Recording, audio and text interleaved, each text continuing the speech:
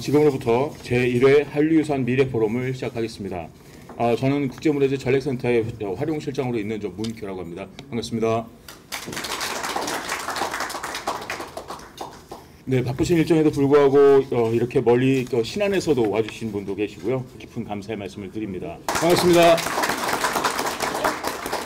네, 대금 연주를 들려드리기 전에 이제 악기를 간단하게 소개해드리면 잘 아시겠지만 이제 통일 신라 시대 때부터 내려온 우리 전통의 고유 악기 대금입니다. 삼국유사의 이제 만파식적 설화 이야기가 나오는데 그게 이제 대금의 이야기고요. 제가 오늘 연주할 곡은 청성자진한입이라고 하는 곡이고요.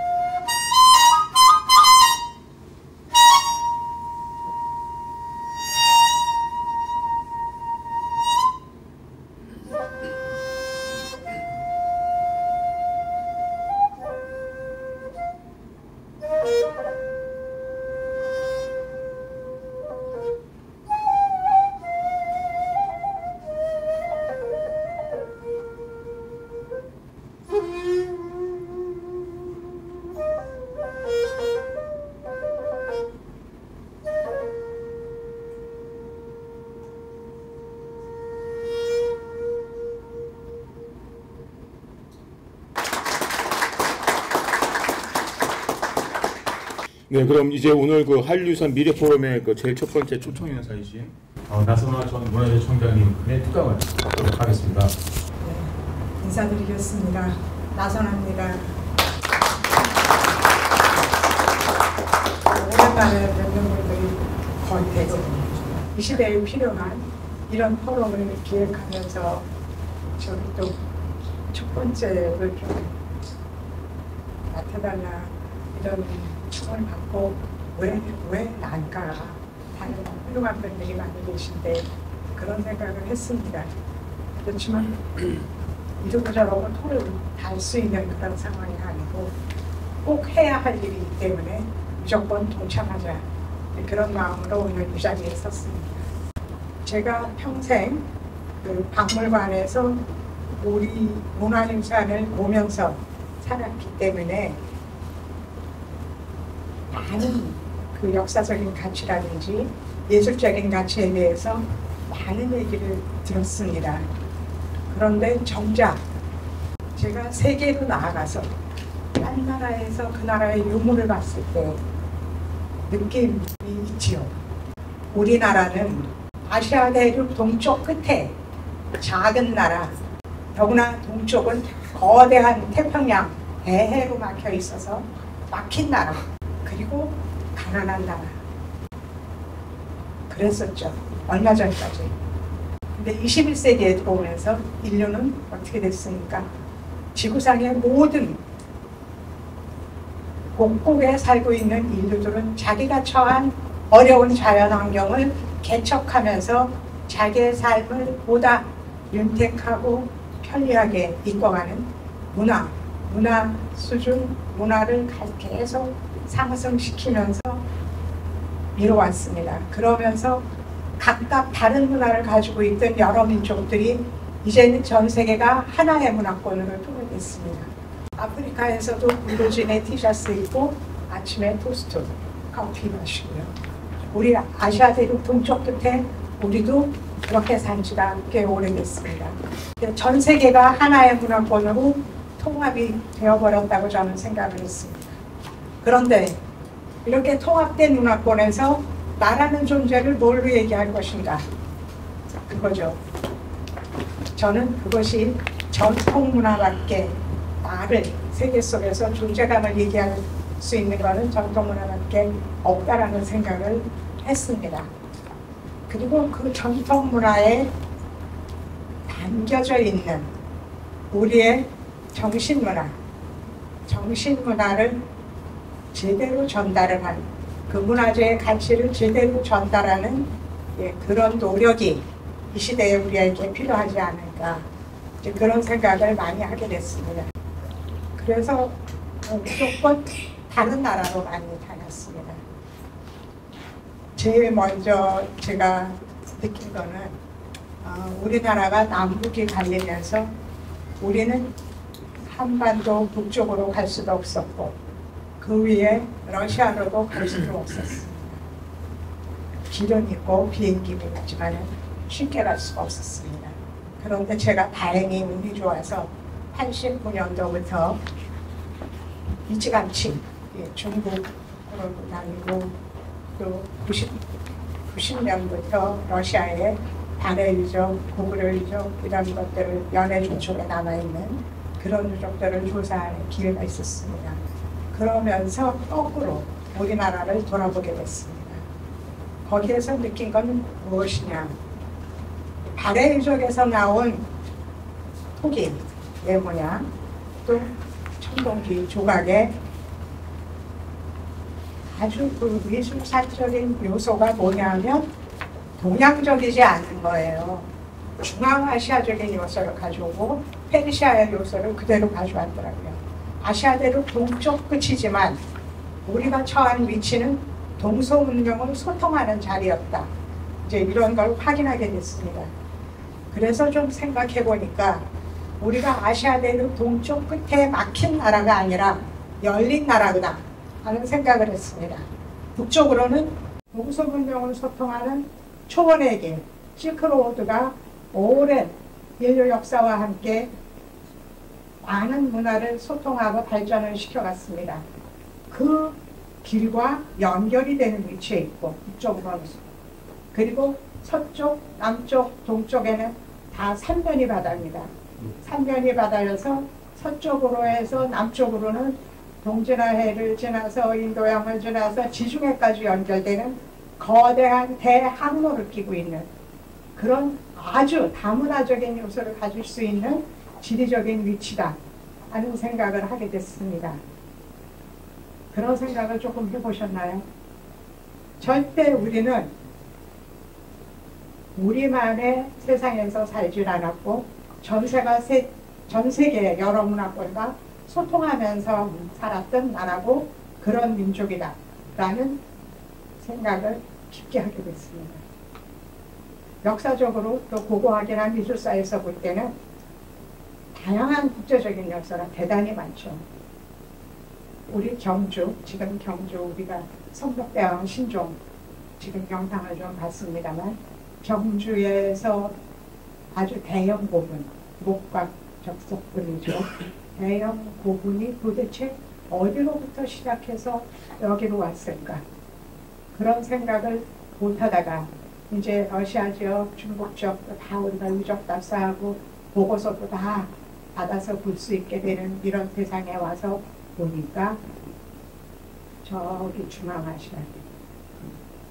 중앙아시아 쪽으로부터 스키타이가 만든 파주리크 고분이 우리 경주에 고분과 같고 또 고구려의 그 수많은 적석총이 남시베리아의 적석총과 연계가 되고 이루 말할 수 없는 많은 그 요소들이 있습니다. 우리나라가 삼면이 바다여서 해양을 건건 해상을 운영한 역사가 있었나요? 없었다고 알고 계신가요? 우리는 해상 강국이었습니다. 백제가 황해를 통해서 인도양을 거쳐 나가는 그 해상 경영의 강대국이었고 맹주였고 고려가 또한 해상 강국이었다는 역사를 우리가 못 배웠을 뿐입니다. 우리는 아시아 대륙 동쪽 끝에 갇힌 나라라고만 생각을 했는데 그렇지가 않았던 거죠. 조선시대에 15세기 세종대왕 때 만든 세계지도입니다. 그 세계지도에 아프리카 지도가 나와 있어요. 여러분은 아실 거예요. 그 다큐멘터리로 만들어진 적도 있고 작은 영상물도 만들어져서 알려진 적이 있는데요. 그 지도에 조선 초기에 만들어진 지도에 아프리카의 산의 이름들이 다 적혀 있어요. 그런데 중국에서 만든 지도에는 없습니다. 우리가 세계 정보를 가지고 있었다는 얘기죠. 그게 제가 여러 가지 다른 문화 요소하고도 비교를 해보면 임진왜란, 병자호란 이전까지는 우리는 열린 나라였다. 그런데 그 이후에 스스로 내가 중하다 하면서 갇힌 나라가 되어서 우리 세대는 우리가 갇힌 나라로 알고 있었습니다. 그런데 우리나라가 경제적으로 비약적으로 발전을 해가지고 개인적으로 단체적으로 지금 다 전 세계를 여행을 다니면서 보고 있습니다. 보면서도 우리 역사의 정체성을 모르기 때문에 우리가 가지고 있는 국제성을 잊지 못하는 그런 상황을 느끼게 됐고 제가 실제로 경험한 바가 있습니다. 그래서 길게 이게 이거와 비슷하고 유사하고 이런 거를 얘기하기보다는 다시 이렇게 강의식으로 뭘 얘기한다는 건 굉장히 지루하잖아요. 그래서 저는 제가 본 것 중에 놀라운 거가 하나 있었어요. 이제 그리스를 가자 그러잖아요. 한국에서 멀고 먼 데가 그리스. 또 그리스에는 에게해라는 아주 고대 문명의 큰 유적지가 많은 그런 곳인데 그곳은 서양 문명의 시초로 되어 있죠. 그리스 문명의 이전 문명, 미케네 문명, 그러니까 미노아 문명을 흡수해서 그 화려한 문화를 구성했던 미케네 문명이 기원전 1600년에서 1200년입니다. 그때의 이제 발굴이, 현대적인 발굴이 서양 학자들에 의해서 시작이 되면서 묻혀왔겠죠. 그런데도 저는 특히 1917년까지 미케네 문명의 실체를 잘 몰랐습니다. 그런데 그리스를 가봐야 되겠다. 서양 문명의 시원지니까 가봐야 되겠다 하는 생각으로 그리스어과 교수를 따라서 갔습니다. 가서 여러분들이 잘 아실 거예요. 젊은이들이 신혼여행을 가는데 가장 첫 번째로 가고 싶어 하는 곳. 지중해에 있는 산토리니 섬이죠. 왜 하얀 건물에 파란색 지붕이 있는 사진으로도 많이 보십니다. 그 섬에 가게 됐습니다. 제가 좀 이렇게 호기심이 많다 보니까 남보다 일찍 좀 그런 문화를 접할 수 있었습니다. 가서 조그마한 박물관에 들어갔어요. 산토리니 섬에 조그마한 박물관에 들어갔는데 전시품이 진열장도 제대로 되어 있지 않은 박물관 전시장에 이제 라벨이 붙어있죠. 어느 시대의 것이다. 거기가 미케네 문명 BC 1600에서 1200개 후기들을 전시로 해놨어요. 제가 그걸 보고 깜짝 놀랐어요. 아니 서양에서 이게 먼저 됐다고 그런 생각이다. 그래서 그 미케네 문명의 후기하고 우리하고 무슨 관계냐. 그러니까 여러분들이 그리스를 가시면 산토리니 섬까지 가지 않으셔도요. 아테네는 가시죠. 아테네 파르테논 신전이 낙으로 가시지 않습니까? 그리고 아테네 국립박물관에 들어가 보세요. 거기에서 미케네 문명실이 있습니다. 미케네 문명실에 탁 들어가면 커다란 우리 장독대에 있는 큰 장독 같은 항아리들이 있어요. 유약을 바르지 않은 도기 항아리입니다. 그런데 그 도기 항아리의 모양이나 거기에 그려진 이게 풀분이 딱 보면 우리 장독대에 있던 작독 항아리, 옹기 항아리가 딱 연상이 돼요. 저는 깜짝 놀랐죠. 이게 웬일이야. 그런데 그 미케네 문명을 거기서 끊어줍니다. BC 1100에서 끊어주고 지금의 그리스 문명하고 연결이 끝납니다. 그 에게 섬에 하던 해양 문화권에 그것이 대륙의 유럽 대륙의 문화권하고 연결이 되지 않는 고대 문명이죠. 그런데 아시아 대륙 동쪽 끝에 있는 제가 가서 봤을 때 우리 한국과 연결이 된다는 사실을 알게 됐으니 얼마나 놀랐겠습니까. 그래서 저는 그냥 오늘 사진 몇 장 그걸 비교해서 여러 가지를 할 수 없고 단순히 우리 신라와 가야에서 만들어준 토기하고 미케네 문명에서 만든 토기하고 같다. 그러면 얘기가 되겠습니까? 안 되겠습니까? 신라는 기원 후 500년, 600년이에요. 그럼 우리보다 1000년 빠른 미케네 문명의 토기가 우리하고 닮았다. 얘기 들으신 적이 있으세요? 누구라도 한번 보신 적 있습니까? 처음 들으셨나요? 그래서 저는 하는 얘기는 우리나라는 영토는 작지만 문화 영역은 동서문명을 소통하는 넓은 문화 영역을 가지고 있다. 에게해로부터 중앙아시아로부터 인도를 거쳐 중국 대륙을 거쳐 온 동서문명을 소통하던 문화 요소가 시대별로 다 우리한테 있는 국제적인 문화를 가지고 있는 나라다. 그러면 이게 어디에 남아있겠냐? 지금 여기에 주제로 가지고 있는 한류 유산에 여러분들이 다 아끼시고 관리하시고 감상하시는 우리 문화재에 담겨 있는 겁니다. 그 요소가. 근데 우리는 그게 국제성에 있다는 것을 몰랐을 뿐이죠. 근데 지금은 많이 다니는데 왜 모르냐? 우리 거를 모르기 때문에 모르는 거예요. 그 그리스어과 교수가 저한테 한 얘기가 그 그리스에 가면 그 고대 문물 중에 우리 거 같은 게 있는데 고고학과 교수들 보고 한번 와서 봐라. 또 이제 젊은 후배들한테 좀 와서 보라 그러는데 보고 아무 얘기가 없다는 거예요. 그러니까 저보고 한번 와서 보라고. 그래서 사실은 좀 일찍이 그리스를 갔었습니다. 근데 저는 가자마자 그 미케네 문명의 토기를 보면서 왜 신라가 토기가 왜 여기가 시원이지? 왜 우리보다 1000년 더 빠르지? 깜짝 놀랐죠. 그래서 제가 오늘은 그 사진만 몇 장 보여드리려고 합니다. 그거를 좀 이제 보여드리면서 여러분들이 닮았다 이렇게 인정하시면 우리는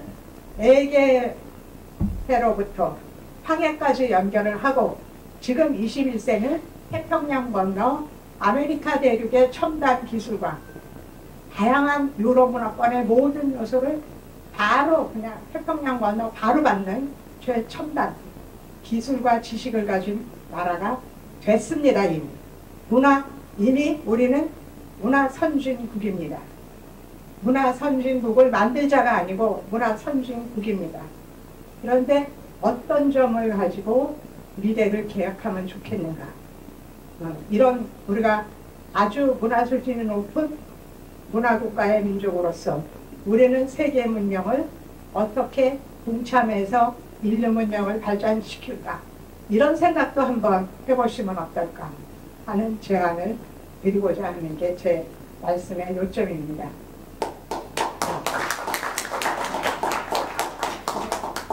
사진을 마지막으로 보시고 하고 제가 경험했던 얘기를 잠깐 드리면요. 우리가 유네스코 세계유산을 지정을 하면서 세계유산 회의를 중앙아시아에서 여러 번 했죠. 예, 우리 여기 박병석 이사장님하고도 같이 그 중앙아시아를 갔는데 카타르에 갔을 때예요. 카타르에 갔는데 이제 그 유네스코 회의를 주재하는 카타르의 문화부 장관이 카타르 왕국의 이제 공주셨죠. 예. 근데 그분을 만난 자리에서 제가 무슨 얘기를 했냐면, 너네 중앙아시아와 우리는 1500년 전부터 문화교가 많았었다. 그러니까 무슨 소리냐, 나는 그런 얘기를 들은 적이 없다, 그러는 거예요. 당신은 모를 거다. 당신이 한국에 온다면, 한국의 우리 박물관에서 가야와 신라의 토기를 본다면 우리가 중앙아시아와 에게해와 어떤 교류가 있었는지를 알게 될 것이다. 그랬더니 정말 그런가? 한국은 현대건설이 와서 길 닦고 이러면서 우리는 한국과 교류를 처음으로 시작했다고 생각을 했는데 1500년 전이라니 무슨 소리냐. 그래서 우리 박물관에 와서 한번 봐라. 온 다음에 얘기를 하자. 그랬어요. 그리고 이제 제가 그 카타르 박물관에서 보니까 이 미케네 문명의 토기도 있지만은 8세기 중반 이후에 9세기 그 초 이때에 우리 서해안에서 만들어진 토기가 있습니다. 이렇게 줄무늬가 이렇게 있는 토기가 있는데 그 토기가 바로 카타르 국립박물관에 그 지역의 토기로 전시가 되어 있고요. 그리고 이게 중국을 거치거나 인도를 거쳐 내륙을 거쳐서 만들어진 흔적은 없습니다. 유물이 출토된 게 없는데 그 바닷가에 있는 중앙아시아 쪽하고 우리 동해안에 있는 우리하고의 교류를 연결하지 않을 수 없죠. 그래서 저는 그 바다로의 우리가 삼면이 바다기 때문에 바다로 동서문명을 소통하는 거대한 해상로의 교역의 역사도 다시는 정신 차려서 봐야 되겠다는 생각을 했어요. 그래서 당신네도 한번 와라. 와서 보면 느낄 것이다. 그랬더니 제가 이제 그분은 11월 말에 뵀는데 그 다음에 4월에 카타르 재단이 지금 전 세계의 예술품, 문화작품들을 가장 많이 구입하는 아주 큰 손입니다. 카타르 재단의 이사장이 국왕의 어머니신데 그분이 4월 달에 오셨어요. 그래서 우리나라에서는 이제 민요를 열심히 잘 모시고 그분이 가서 보시고 그리고 아주 멋쟁이세요. 그냥 처음 보세요. 하얀 모자 쓰고 멋쟁이신데 오셔서 보시고 그 우리 작가들의 작품들에 대해서도 굉장히 좋은 그 느낌과 그런 걸 받았다고 했고 많이 구입도 해주셨어요. 작품이. 그런 역사가 이어진다는 거는 과거에 너와 우리가 이런 교류가 있었다는 얘기 한마디로 우리는 외교도 가능하다. 이런 얘기입니다. 그런 걸 경험을 했던 일이 있어서 근데 제가 여러분께 말씀을 좀 드린 거예요. 그래서 우리는 이제 전 세계 어디 가서든지 너와 우리가 문화교류가 오래전부터 최소한 1000년 전부터 500년 전부터 있었다라는 얘기를 할 수 있는 우리가 됐으면 하는 생각에서 지금 미케네 문명 하면 아득한 문명이에요.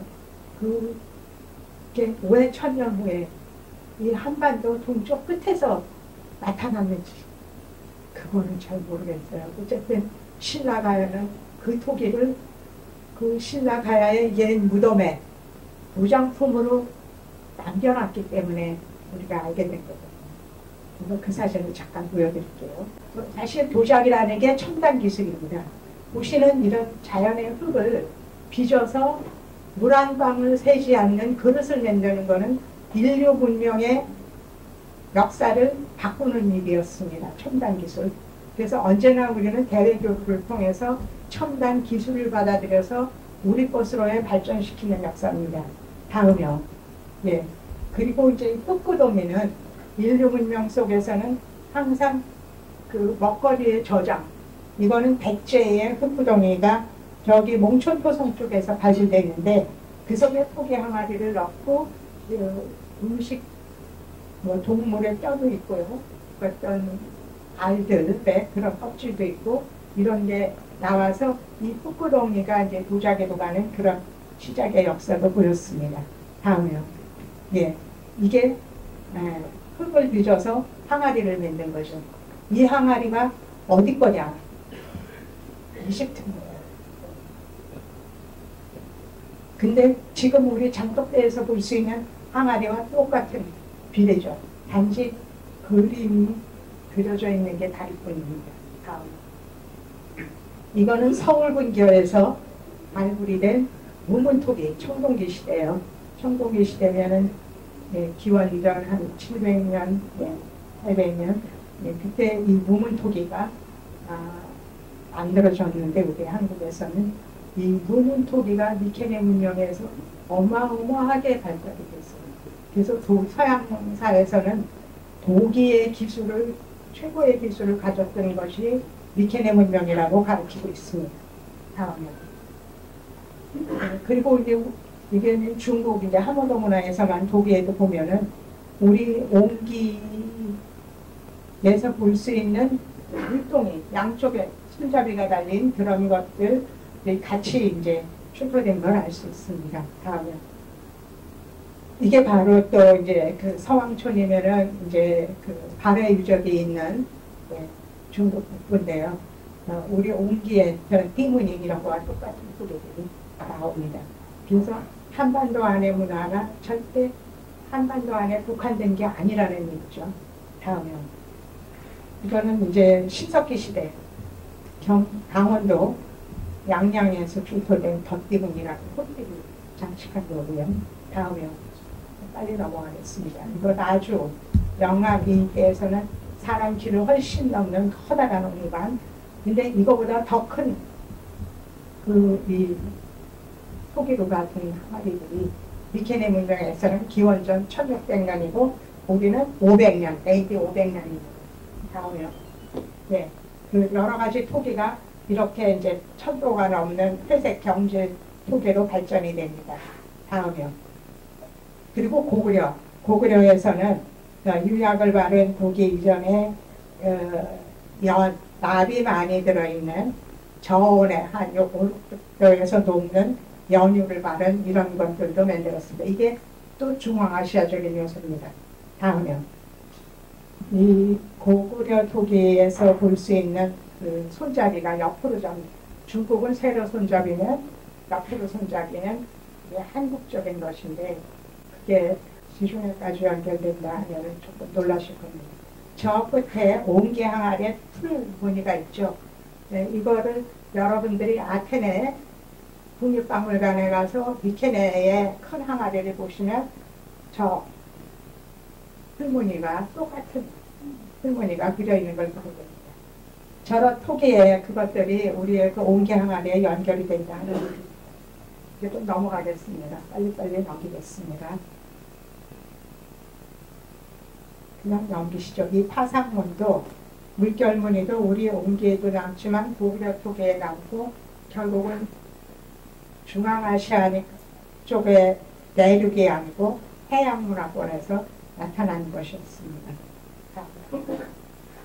그냥 넘어가겠습니다. 이건 백적. 이게 이제 가야토기입니다. 가야토기의 그 손잡이며 이 그릇의 형태가 어쩐지 동양적이지 않고 굉장히 서구적인 그릇이다. 이렇게 저는 제가 20대부터 이 가야토기를 정리를 하기 시작하면서 느끼는 거였습니다. 근데 그 이유를 이제야 좀 알게 됐습니다. 다음 이게 보시면은 이게 가야고분에서 나왔는데요. 뭔지 잘 뭐에 썼을까 생각해 보시면 이게 위에 4개가 있죠. 4개의 심지를 넣는 등잔이에요. 등잔. 다음에 그 다음에 대접인데 저 파도무늬하고 격자무늬하고 이런 것들이 또한 동양적이지 않은 그런 문양입니다. 다음에 그리고 이제 고배, 숫자 다른 고배를 동제로도 만들고 금동으로도 만들고 토기로도 만들었는데 이것 또한 서양의 지금도 우리가 술잔으로 많이 쓰는 글라스죠. 다음이요. 그 다음에 오리예요. 오리. 가야토기에서 나온 오리인데 제가 요거랑 미케네 문명이랑 딱 비교해서 했던 그 사진을 사실은 뭐가 좋아가지고 다음이요. 그리고 이제 주로 신라 지역에서 나왔던 항아리에 받침대가 있는 이런 것들이 동양적이지 않은 것들입니다. 다. 그리고 지금 제가 그 카타르 박물관에서 봤던 이게 줄무늬가 이렇게 있는 나오면 그런 이제 가야에서 잠깐 보이고 그 다음에 이제 구색이 신라 말 그래서 또 이제 나타났습니다. 다음에 이것 또한 동양적이지 않은 서구적인 이제 그런 거란 다음에 이것도 향로인데 우리는 이런 향로를 쓰지 않아요. 근데 중앙아시아에 갔을 때 저 속에 향을 넣어서 여기서 연기가 이렇게 나오죠. 그럼 방에다 놓거나 이렇게 끈을 끼워가지고 이렇게 흔들어서 손님이 오면은 그 향내를 맡게 하는 게 아니고 옷에다가 이렇게 대게 하는 그런 문화더라고요. 근데 지금 우리는 그런 문화가 없어졌잖아요. 다음에 이게 미케네 문명 톡인데 이런 그 형태가 우리나라에는 5세기에 회색 톡으로 만들어졌다면 미케네 문명은 1400년, 1200년 그 사이에 이렇게 흙에 붉은 주칠과 흑칠이 되어 있는 그림을 그리듯이 이렇게 되어 있는 톡입니다. 근데 뚜껑 모양이나 이런 것이 가야톡에서 나오는 거와 당일수합니다. 다음이요.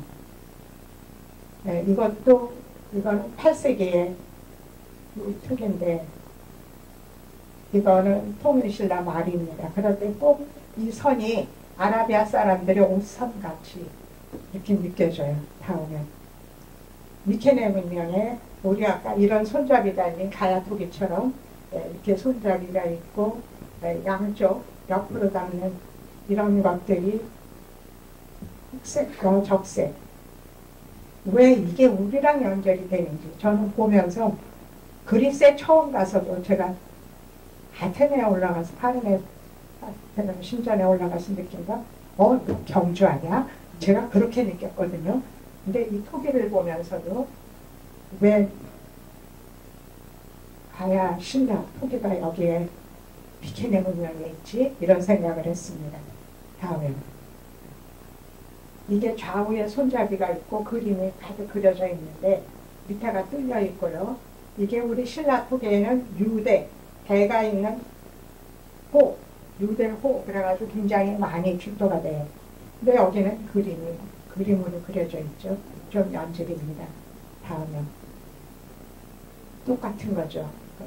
목이 긴 항아리, 유대 경주박물관에 가시면 유대 장경호 뭐 이렇게 나올 거예요. 그런데 미케네 문명에도 이게 있더라 이겁니다. 다음에 우리는 이렇게 유약기 없이 음각으로 돼 있어요. 동물이 그려 있고 이렇게 동선 쭉 선에 보면 나도 있고 대가 있고 그런 것들이 미케네 문명계에 똑같은 형태로 나타나니까 도대체 어떻게 된 거지 하는 생각을 하게 된 겁니다. 다음에 보시면은 경주박물관에서 본 거와 유사한 것들이 다 있죠. 유대 대가 있는 항아리, 대가 없는 항아리, 작은 장 이런 것들이 너무 같은데 이게 허름한 박물관에 있어서 모르고 지나치고 가야신라의 토기를 모르는 사람은 가서 봐도 이게 우리랑 연결된다는 생각을 못하는 거예요. 다음에 이게 아까 제일 처음에 보여줬던 구멍이 여러 개 있는 등잔이에요. 여러 개 놓고 밑에 기름이 들어서 조그마한 등잔이지만 넓게 밝힐 수 있는 기본 아이디어가 미케네 문명이고요. 제일 먼저 보여줬던 건 가야토기입니다. 다음에 카타르의 구세기 때문에 토기인데 여기에는 있고 우리나라에 있고 일본한테 물어도 일본에도 없고 중국에도 없어요. 다음요. 네. 그 다음에 여러분이 경주에 가시면 기마인문상 국보로 되어 있고 너무나 잘 아실 겁니다. 기마인문상이 기원이라고 손으로 빚은 토인데 이것도 미케네 문명이라서 이거를 아는 사람은 저와 같이 가야 토기를 정리하고 같이 구분을 했던 제 2년 후배가 있는데 그 후배하고 저만 여기 가서 펄썩 주저앉았어요. 여기에 왜 신라가 있고 왜 가야가 있느냐. 그리고 깜짝 놀랐던 일입니다. 근데 그렇게 그리스 여행을 많이 가셔도 이게 우리와 연결된다는 걸 모르면 안 된다. 우리가 알아서 그 사람들과 같이 얘기를 했을 때 동질감을 느끼죠. 그 카타르 체육부 장관이 뚱뚱한 남자분인데 그분이 뭐라고 얘기를 하냐 하면 이제 제가 그 얘기를 해서 너희와 우리는 1500년 전부터 그랬다. 이제 교류가 있었다. 이런 얘기를 하니까 다 회의가 끝났어요. 끝났는데 저보고 가지 말래. 가지 말고 가만히 있으게 해줘. 그래서 한 20분이나 기다렸는데 여자들이 입는 까만 차도리, 까만 걸 주고 쓰는 거 그거를 가져와서 저한테 씌워주는 거예요. 씌워주고 유아말 때문에 우리는 한 가족이다. 너는 나의 가족이다. 그렇게 얘기를 해요. 그러면 우리는 이 고대에 이런 문화교류의 역사를 가지고 이런 나라하고도 얼마든지 교류가 될 수 있고 우리 편이 될 수 있고 서로 같은 문화를 공유하는 공동문화권의 사람으로 이 전체 인류 문명을 어떻게 이끌어가자 하는 우리의 주장을 따라오게 할 수도 있는 우리의 동지를 만들 수도 있다는 겁니다. 그래서 문화재 보존의 이유 얘기를 우리는 좀 더 폭넓게 할 수 있겠다 하는 생각입니다. 다음. 여기에 나오는 그 많은 문양들 중에 여기 이렇게 동글동글 전문이 이렇게 사선의 무늬, 삼각선문 이런 게 도대체 어디서 왔을까? 네, 미케네 문명에서 온 것이니 더 기가 막히죠. 동해와 지중해가 얼마나 멉니까? 다음에. 네, 이거는 제가 그 60년대에 러시아에서 발굴한 발의 유적인데요. 양쪽에 손잡이가 있는 우리 장독대에서 만든 물동이 또 신윤복 그림에 나오는 물동이와 똑같은 토기들이 나오고 있는 겁니다. 다음에 요거는 이제 바다 즉 사면이 눌러진 저병이라든지 이런 것들이 배에다가 액체를 선적해서 갈 때에 좋은 형태들이 이 8세기 후반에 잠깐 나타나요. 그때 아주 대량으로 중앙아시아 문화가 경주에 들어옵니다. 다음은 예 그리고 여기 보시면은 이것도 마찬가지 한 8세기 후반인데 이나문이죠. 중앙아시아에 많은 그 꼭꼭꼭 찍어서 많은 이나문의 이런 토기 항아리들이 도대체 중국에는 없고 일본에도 없는데 왜 우리한테 있느냐. 이건 전부 다 중앙아시아적인 요소입니다. 그래서 우리나라는 제가 문화재청을 처음 임명받고 갔을 때 문화재청이 문화재 보존을 잘못했다고 언론으로부터 막 질타를 받았습니다. 그럴 때 이제 갔어요. 그래서 이렇게 어려운 때에 문화재청에 와서 어떤 걸 하고 싶냐. 사람들이 많이 모아놓고 얘기를 하는데 저는 이렇게 말했습니다. 문화재에 담겨있는 그 시대 정신을 우리가 알고 그 시대의 교류의 역사를 알려서 문화재의 가치를 알게 하는 게 더 중요하다. 그래서 보존보다 그 가치를 활용을 통해서 좀 더 국민들이 일반 상식으로 다 알 수 있게 한다면 보존해라 해서 되는 것보다 더 나을 것이라고 생각한다. 이제 그렇게 얘기를 한 바가 있습니다. 다음입니다. 예. 우리는 이런 그 도기 문화를 가지고 이거는 조선시대 초기인데요. 약탕관이에요. 약을 끓이는 이런 것들이 다른 인근 일본이나 중국에 없는데 우리한테 있는 그런 요소가 바다 건너 해양 문화를 통해서 왔다는 새로운 그런 문화의 다양성을 얘기할 수 있다는 하나의 준 겁니다. 뭐 청동기도 있고 금공예도 있고 금속공예도 있고 다양합니다만 이 토기를 가지고 일단 그런 얘기를 풀 수 있어서 이 한 예만 해서 왜 에게해 문명과 우리가 연결될 수 있느냐, 그거는 아직도 수수께끼입니다. 그렇지만 알 수 있는 거는 한국 문화 속에는 절대적으로 저기 서양 문명의 시원인 에게해부터 쭉 해양 또 실크로드 양쪽에 다양한 문화를 다 가지고 있기 때문에 이 시대에 우리가 만드는 춤과 노래는 세계 어느 나라하고도 소통을 할 수 있다, 이렇게 생각합니다. 지금 왜 우리 K-팝이 세계를 휩쓸까요? 중국에서 오신 어떤 분이 저한테 우리가 어떻게 하면 K-팝처럼 그런 걸 만들 수 있겠냐 그렇게 물어요. 그리고 제가 뭐라고 대답했겠어요? 나중에 얘기해 드릴게요. 그랬습니다. 왜? 말해주기가 싫어요. 우리한테는 다문화 요소가 유전자로 있고 그 중국에는 없죠. 중국의 정착민족한테는 우리는 바다로도 초원의 길로도 실크로드가 초원의 길이죠. 그 길로도 수천 년을 역사소통을 하면서 살아온 유전자가 있는데 우리가 만들어내는 모든 예술품은 전 세계와 공유할 수 있다는 자신을 갖고 있습니다. 그래서 지금은 우리는 경제적으로도 지금 세계 10위 안에 들고 아주 그 선진 문화를 누리고 있습니다. 김구 선생님이 대한민국이 문화 선진국이 되는 때를 기다리겠다 그랬는데 그분이 어떻게 그런 얘기를 하셨는지요. 지금은 우리 문화 선진국입니다.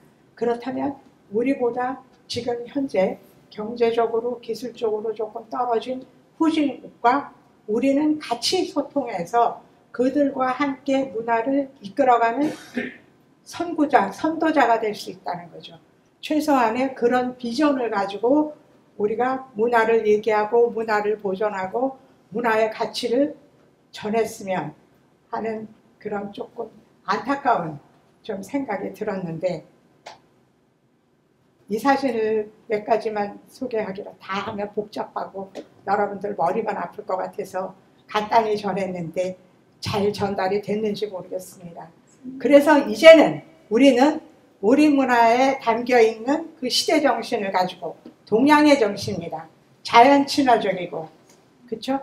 또 환경 보존적이고 또 인간이 모여서 살 때 지켜야 될 윤리 이런 것들을 지켜왔던 동양 정신을 가지고 이 문화재의 성격을 정확하게 얘기하면서 선도하는 그런 민주주의 아테네에서 시작일까요? 아니라고 생각을 합니다. 우리 아시아 대륙 동쪽 끝에 우리나라에서부터 정신적인 문화가 또 거꾸로 갔을 수도 있다. 왜냐하면 시대적으로 연결해 보면은 우리가 고조선의 역사를 보면은 알 수 있지 않습니까? 그래서 그런 것들에 대한 정확한 자료, 실질 자료가 나왔을 때는 이거를 가지고 우리의 동지들을 만들어가면서 세계 문화를 리드하는 선구자. 지금 세계 문화는 하나의 문화로 합쳐지는 신문명기입니다. 신문명기에 여러분 다 같이 우리가 선진 문화를 이끄는 자부심을 가지십시다. 미래를 계획합시다.